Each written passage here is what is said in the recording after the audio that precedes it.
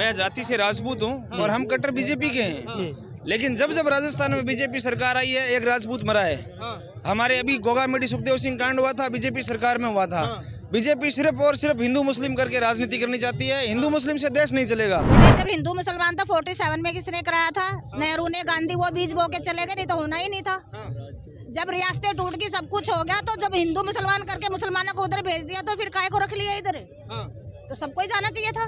फिर काय को मुसलमानों के लिए रो रहे हैं? आप कह रहे थे धर्म की राजनीति सारी पार्टियां करती हैं शर्मा जी, ठीक है, सारी करती है। सुनो, हिंदू सिख किसने कराया? भिंडरा वाले को किसने पाला? कांग्रेस ने। भाई साहब भिंडरा वाले का पता करो, कांग्रेस ने। पुरानी बात सुनिए, अभी पुरानी कांग्रेस ने किसने करा था? अभी पुरानी बातें करें, पुरानी मत जाओ। अब ये तो 750 किसान मरवा दिए, क्या ये जहर देने से बुरा नहीं किया? ये जहर देने से बुरा नहीं किया भारतीय जनता पार्टी ने? युवाओं ने जिनकी आर्मी की भर्ती रद्द कर दी जाती है, उन युवाओं वो हैंगिंग करके मर गए एक्स टाइम में।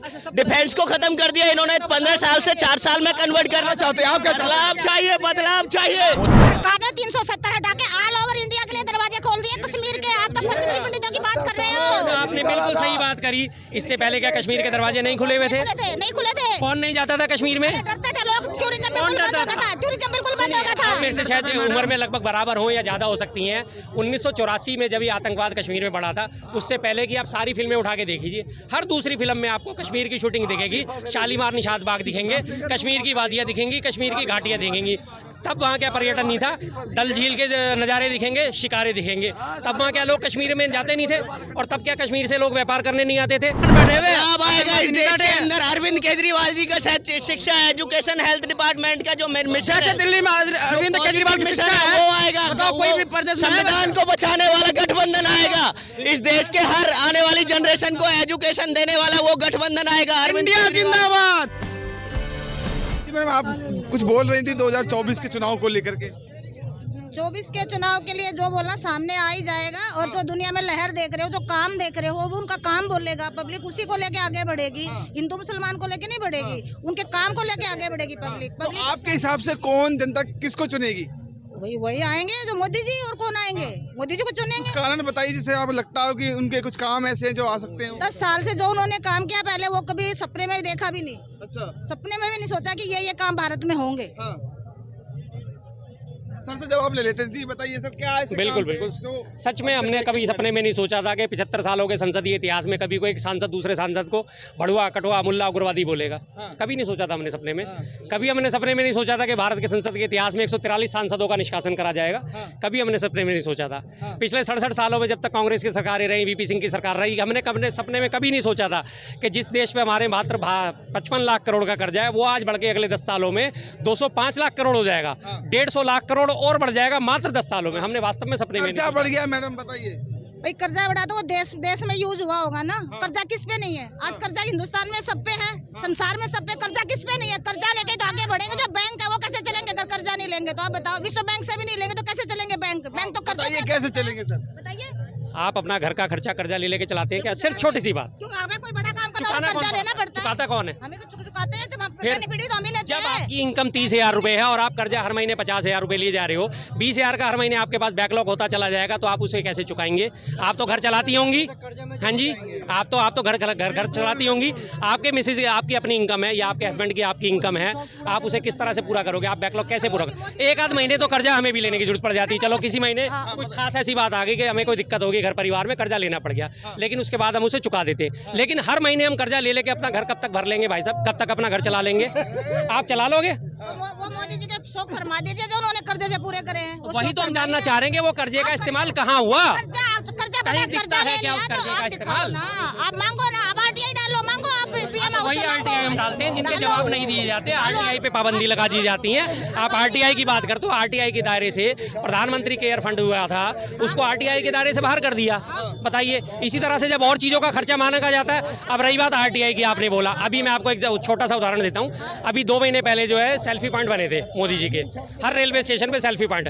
बंदे ने RTI डाली कि इसमें क्या खर्चा है। उन्होंने बताया कि इस हर सेल्फी पॉइंट पे 1.5 लाख रुपए से लेकर 6.25 लाख रुपए तक का खर्चा आया है। जिस अधिकारी अधिकारी ने आरटीआई के तहत वो जवाब दिया, उसी अधिकारी का 1 हफ्ते के अंदर ट्रांसफर कर दिया। ये तो आरटीआई की कंडीशन है। जब इसी आयुष्मान घोटाले का बार बार मैं बात करता हूँ, घोटाला उसे आयुष्मान योजना की ये बात करी जाती है। आयुष्मान योजना में एक नंबर पे 10-10 हज़ार नंबर रजिस्टर्ड कर दिए गए। 10 लाख 7.5 लाख करोड़ का वो घोटाला पकड़ा गया। जिन सीएजी के अधिकारियों ने उस घोटाले को उजागर करा, 1 हफ्ते के अंदर उन 7 मेंबर थे, वो 7 ऑफिसर थे जिनके ट्रांसफर कर दिए गए। तो जवाब किससे लें साहब? नहीं, पब्लिकली भी तो उनको शो करो ना। हाँ, तो पब्लिकली शो ही तो कर रहे हैं। पब्लिकली जब शो आप करो मानने ना। को आप जैसे लोग मानने को तैयार नहीं होते तो बताइए, हम तो जो publicly show कर रहे हैं। आयुष्मान भारत का लोगों में हेल्थ वाइज उनका जो फायदा मिल रहा है, पहले कभी हुआ कांग्रेस के टाइम में? क्या फायदा नहीं होता था क्या कांग्रेस होता के था? टाइम में? सारे के सारे अस्पताल दिल्ली के कौन सा फ्री इलाज चल रहे थे? कौन सा फ्री नहीं था दिल्ली में? राम मनोहर लोहिया हॉस्पिटल। सुनिए, अरे सुन तो लीजिए, आप बात काटते हैं, मैं आपकी पूरी बात सुनूंगा, आप बात मत काटिए बीच में।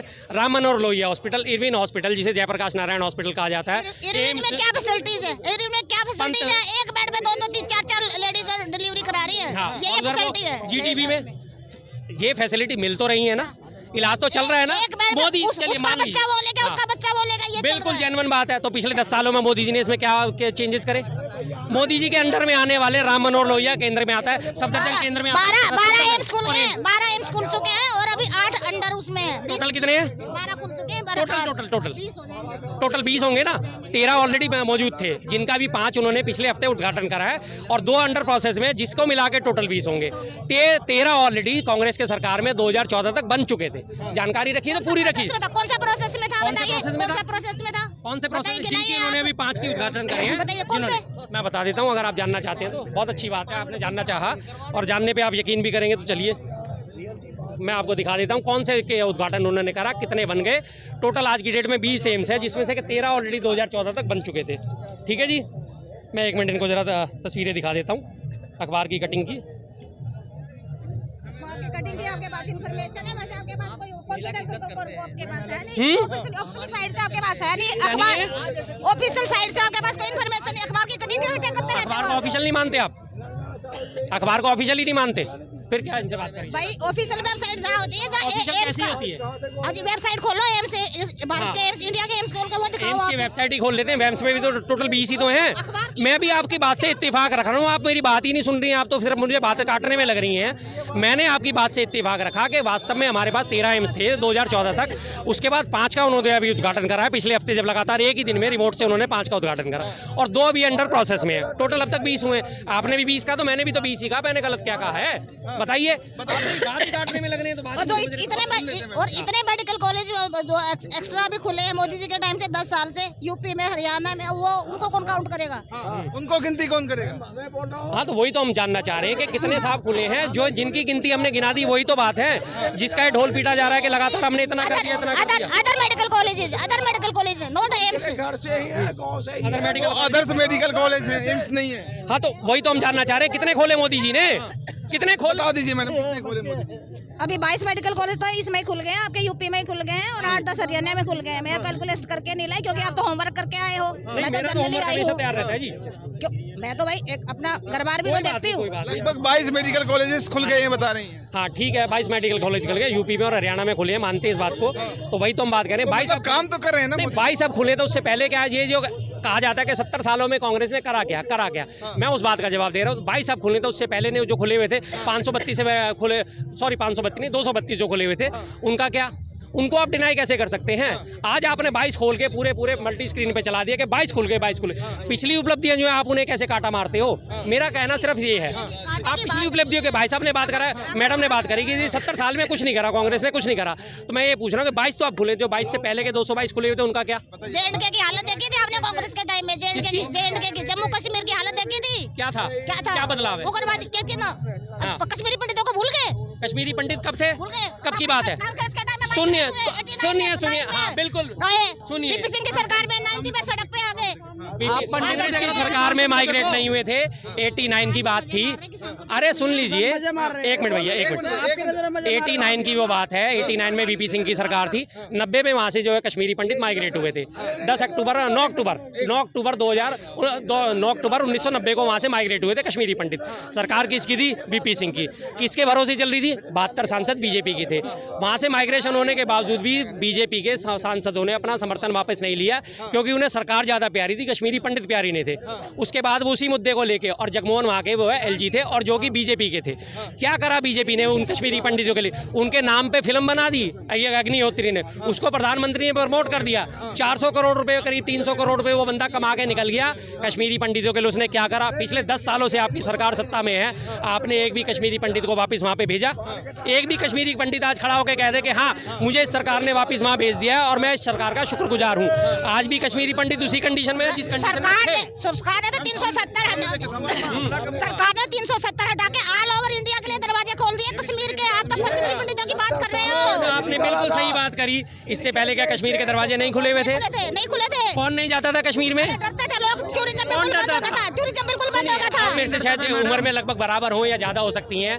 1984 में जब ये आतंकवाद कश्मीर में बढ़ा था, उससे पहले की आप सारी फिल्में उठा के देखिए, हर दूसरी फिल्म में आपको कश्मीर की शूटिंग दिखेगी। शालीमार निशात बाग दिखेंगे, कश्मीर की वादियाँ दिखेंगी, कश्मीर की घाटियाँ दिखेंगी। तब वहाँ क्या पर्यटन नहीं था? डल झील के नज़ारे दिखेंगे, शिकारे दिखेंगे। तब वहाँ क्या लोग कश्मीर में जाते नहीं थे? और तब क्या कश्मीर से लोग व्यापार करने नहीं आते थे? 1990 के बाद भी आज भी कश्मीरी यहाँ पे मौजूद हैं, और तब भी कश्मीरी अभी भी अपना व्यापार करने दिल्ली आते थे और आज भी आ रहे हैं। ये यहाँ पे जरा सा दूर में ये पर्दा बाग है, लगातार सारे कश्मीरी अपना शॉल का व्यापार करने, अखरोट बेचने और सूखे मेवे बेचने, लगातार कश्मीरी वहाँ से व्यापार करने अब भी आ रहे हैं। वो सीजनल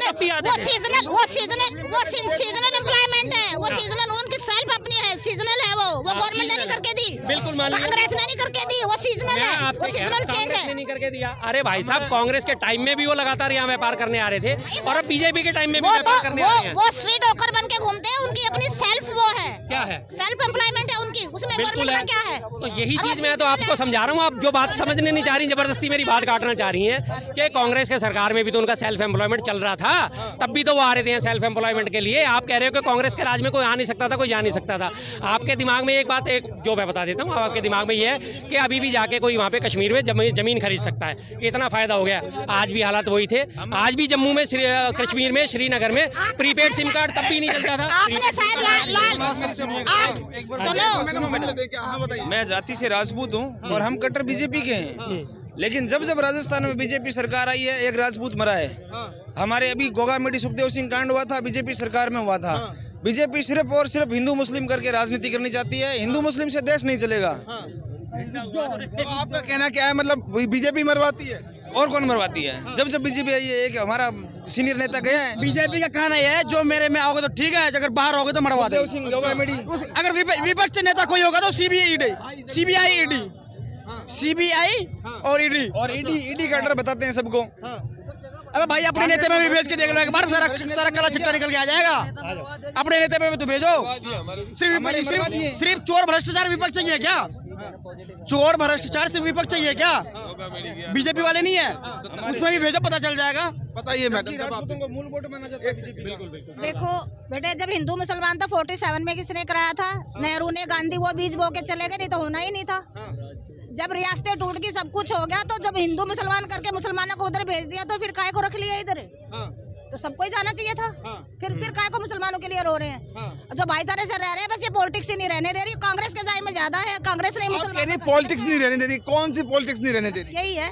ये कौन सी पार्टी की पॉलिटिक्स? कांग्रेस वाले बीजेपी पे गेम फेंकते हैं, बीजेपी वाले कांग्रेस पे गेम फेंकते हैं। ये तो गेम फेंका जा रहा है हिंदू मुसलमान का। वैसे आपस में हिंदू मुसलमान की कोई आपसी कोई वो नहीं है। ये तो सिर्फ पॉलिटिक्स करवा रही है। पॉलिटिक्स करवा रही है सर, ये बात सही बोल रहे हैं। बिल्कुल सही कह रही हैं, पॉलिटिक्स करवा रही है। जो हिंदू मुसलमान की द्विराष्ट्र की जो स्थापना का उद्देश्य दिया था, वो किसने दिया था? सावरकर ने।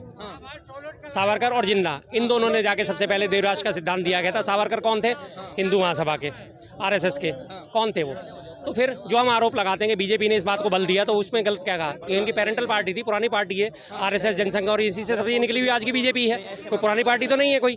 तो उन्होंने बात कह दी कि नेहरू जी ने और उन्होंने ऐसा कर दिया। जब हालात ही इतने ख़राब हो चुके थे देश में और द्विराष्ट्र का सिद्धांत हो चुका था कि हाँ 2 जगह इसको बंटवारा जरूरी है, तो ठीक है वो बंटवारा हो गया। तो जो मुसलमान वहाँ जाना चाहते थे वो चले गए, जो भारत में रहना चाहते थे क्या आज हम उन्हें भारतीय नहीं माने?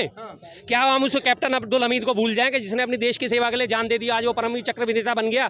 क्या हम उस अब मिसाइल मैन अबुल कलाम आज़ाद को भूल जाएं? क्या हम पहले शिक्षा मंत्री मौलाना अबुल कलाम आज़ाद को भूल जाएं? क्या हम पहले राष्ट्रपति अपने जाकिर हुसैन को भूल जाएं? क्या हम हिदायतुल्लाह को भूल जाएं जिन्होंने देश के लिए कुर्बानी दी? कौन से मुसलमान अशफाकुल्लाह खां को भूल जाएं? कैसे भूल जाएं? बताइए मैडम, बताइए। भाई वो भी तो इसी हिंदुस्तान के बेटे हैं, वो अलग से बाहर से थोड़ी आए हैं, तो उनका कौन नकार रहा है? वो भी सिर मत्थे पे है, उनके लिए किसी ने 2 बात गलत थोड़ी बोली है। तो वही ये तो रिस्पेक्ट के काबिल है, उन्होंने काम किए। एपीजे जैसा तो कोई पैदा नहीं हो सकता, जाहिर बात है। बस फिर उसमें तो कोई हिंदू मुसलमान की कहानी नहीं है। प्रेसिडेंट बनाया अब्दुल कलाम को, भाजपा नहीं तो बनाया। आप कह रहे हो भूल जाए, कहाँ भूले हैं? उनको भूल कौन रहा है और कौन कह रहा है उनको भूल जाए?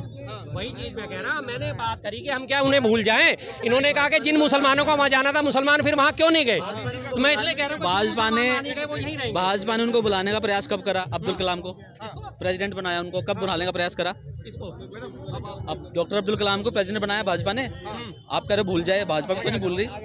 पूरी बात आपने नहीं सुनी। मैंने क्या कहा था? उन्होंने कहा, उन्होंने जो बात शुरुआत करी थी, उन्होंने ये कहा था कि इस तरह से नेहरू और गांधी ने जो है हिंदू और मुसलमान करा था। जब मुसलमानों के लिए देश बट गया था तो मुसलमान वहाँ क्यों नहीं गए?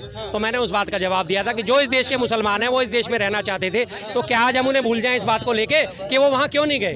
आप पूरी बात नहीं समझो, पूरी बात सुना करो फिर उसके बाद जवाब दिया।